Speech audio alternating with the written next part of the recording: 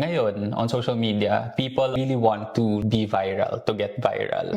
Yun eh. Pero sobrang fatigue na yung nabibigay sa atin ng mga content. Yung mga brands ngayon, nag-shift na sila into, may tinatawag tayo, maliban dun sa authenticity, may tinatawag tayong curation. So, yun yung mga content creators na nag-curate ng lifestyle, ng culture, ng vibe, ng taste. Yun yung parang medyo evolved form ng influencers. Kasi ngayon, sobrang ano na tayo, di ba? Pag very salesy na yung mga influencers. Hindi natin totoong sure kung gumagamit sila ng product or kumakain sila ng ganito.